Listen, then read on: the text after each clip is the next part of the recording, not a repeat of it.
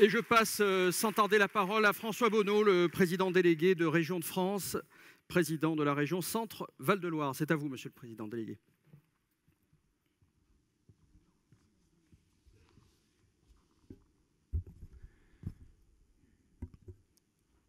Monsieur le Premier ministre, c'est un honneur et un plaisir de vous saluer ici.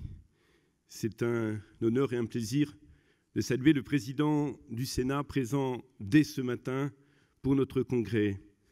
C'est un honneur et un plaisir de retrouver à la fois Jean-Michel Baillet, Estelle Grelier, et c'est pour nous tous un plaisir d'accueillir ici une très très belle représentation des régions. Monsieur le maire, madame la présidente de la communauté, vous nous avez fait hier le plaisir de nous livrer un contact avec Reims, qui est un contact exceptionnel, qui est celui de l'histoire.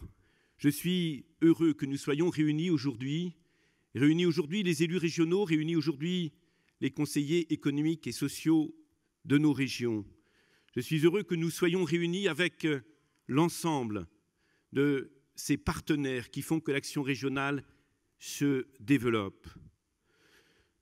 Nous sommes, chers amis, chers collègues, ici à Reims, et Philippe Richert, à l'instant, a voulu dire combien Reims était porteur d'histoire. Oui, nous avons rendez-vous avec l'histoire de France quand nous sommes à Reims, et je suis heureux de dire avec Bruno Retailleau que d'autres régions portent magnifiquement l'histoire de notre pays. Je pense bien évidemment au Val-de-Loire.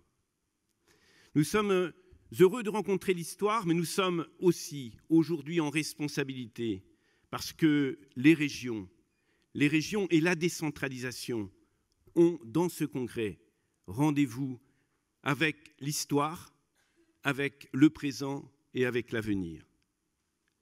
Ça semble long, 81, 85, 2016. Ça semble long, mais prenons la mesure des évolutions qui se sont produites dans notre pays. Prenons la mesure de cette décentralisation en rupture profonde avec le modèle qui avait forgé l'unité nationale. Et nous avons, je crois, réussi à faire vivre un État fort, absolument indispensable, et des collectivités majeures. Fort de l'expérience, fort du combat mené ensemble, il nous fallait franchir une nouvelle étape, une étape décisive. C'est tout l'enjeu des récentes lois. C'est tout l'enjeu de la nouvelle organisation que Philippe Richert a brillamment résumée. La nouvelle étape pour les régions de France. Notre congrès se tient à un moment particulier de la décentralisation. Et notre congrès, au-delà de nous-mêmes, doit être un congrès qui porte des messages vers celles et ceux qui nous regardent, vers celles et ceux qui attendent de l'action publique plus encore pour l'économie, plus encore pour l'emploi, plus encore pour engager une présence des services publics de qualité, plus encore pour un aménagement équilibré du territoire, plus encore pour que nous puissions répondre aux défis majeurs de notre société en profonde mutation. Vous avez voulu, Monsieur le Premier ministre, avec une détermination sans faille, vous avez voulu que la loi NOTRe porte un certain nombre de valeurs, celle de la clarification des compétences.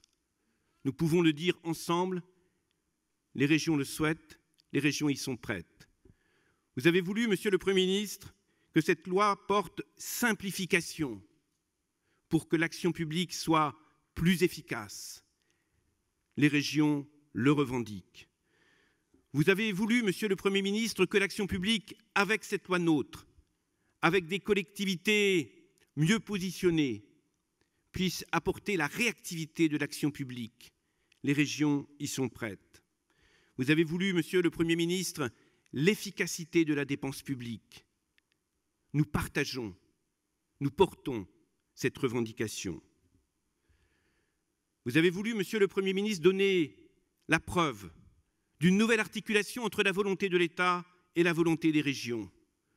comme le disait à l'instant le président de Région de France, Philippe Richert, ce que nous faisons ensemble sur le plan 500 000 formations est une magnifique expérimentation et une très belle réponse à la capacité des régions de travailler avec des services, et je pense à Pôle emploi, qui était pendant trop longtemps à l'écart d'une véritable synergie locale des volontés publiques.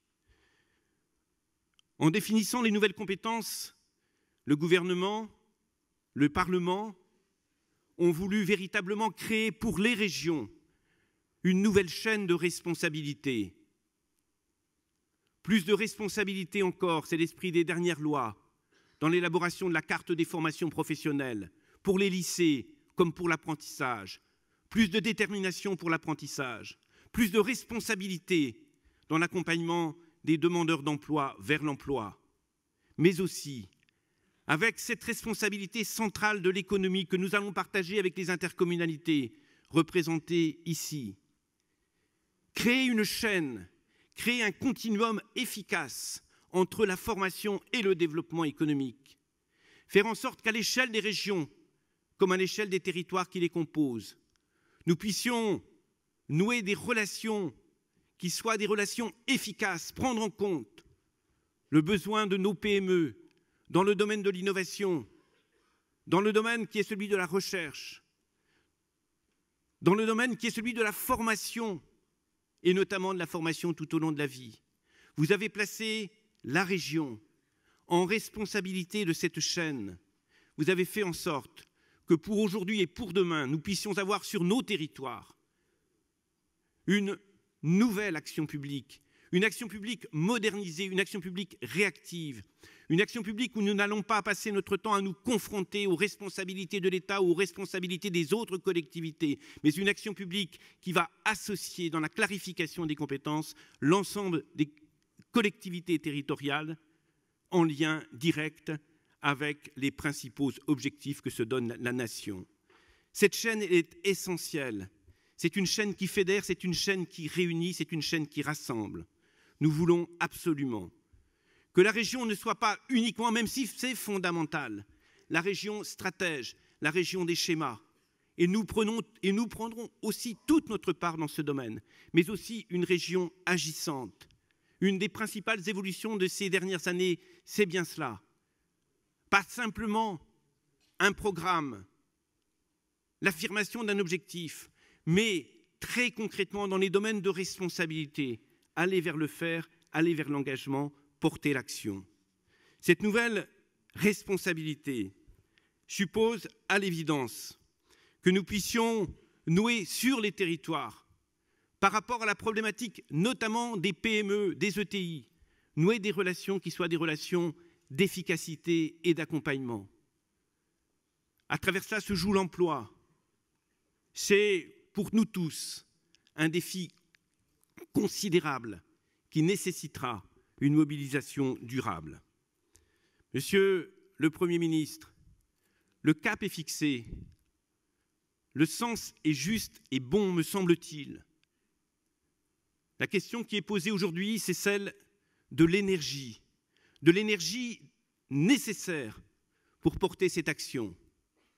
Les régions prennent avec volontarisme et détermination les compétences nouvelles qui leur sont confiées. Je l'ai dit pour l'économie, Philippe Richert a rappelé les enjeux de la mobilité. Les régions s'engagent. Elles ont besoin aujourd'hui et durablement d'avoir avec l'État, avec le gouvernement, une relation qui soit une relation de confiance sur les moyens qui leur sont alloués. Je veux saluer ici le travail d'écoute, le travail de recherche de solutions qui a animé les relations avec vous-même et avec l'ensemble du gouvernement dans toute cette dernière période. Nous sommes maintenant dans le moment des décisions.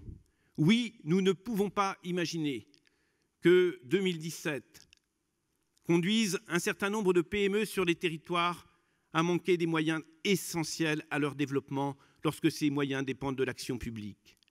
Notre nouvelle responsabilité Je suppose que les moyens d'hier puissent être attribués pour demain et pour 2017.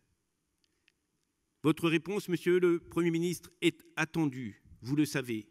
Au-delà de cela, nous voulons, comme Philippe Richert l'a rappelé, que la politique et les politiques portées par les régions ne soient pas des politiques dépendantes directement d'un certain nombre d'ajustements de dotation globale de fonctionnement, puisqu'il s'agit de politiques essentielles, de politiques d'avenir, puisqu'il s'agit de politiques économiques avec un retentissement social, puisqu'il s'agit de politiques d'aménagement du territoire. Il est juste, il est nécessaire que nous passions à une nouvelle étape de la décentralisation. Cela passe en effet par des ressources liées à une fiscalité dynamique. C'est un vieux combat. Il y a avec nous aujourd'hui Alain Rousset. Il a porté avec les présidents d'hier ce combat avec le talent qu'on lui connaît. Ce travail, il est repris par Philippe Richert, il est repris par nous tous, présidents de région. Ce n'est pas pour avoir à la fois fromage et dessert. C'est parce que nous pensons aujourd'hui que la maturité des régions, que la maturité de la décentralisation suppose cette réforme en profondeur. Oui, nous demandons ensemble, après avoir eu tous les échanges nécessaires, que dans les meilleurs délais, nous puissions avoir une ressource assise sur la fiscalité. Non pas pour augmenter la fiscalité, c'est un message à préciser, mais pour faire en sorte que le partage puisse venir vers les régions qui portent à l'évidence une responsabilité dans ce moment. Monsieur le Premier ministre, Monsieur le Président du Sénat, le temps du dialogue a été largement utilisé. L'État, le gouvernement sont aujourd'hui en train de finaliser un document qui sera débattu par la représentation parlementaire. C'est le projet de loi de finances. Les régions travaillent sur leur propre budget pour 2017, mais également pour la durée de ce mandat. Les réponses qui seront apportées aujourd'hui sont des réponses essentielles. Si elles sont positives, elles engageront très fortement une nouvelle étape de décentralisation. Elles créeront dans notre pays des régions avec les moyens, avec la dynamique, avec le spectre de responsabilité qui correspond à un pays moderne. C'est ensemble, dans cette direction, que nous voulons aller. Merci de votre attention.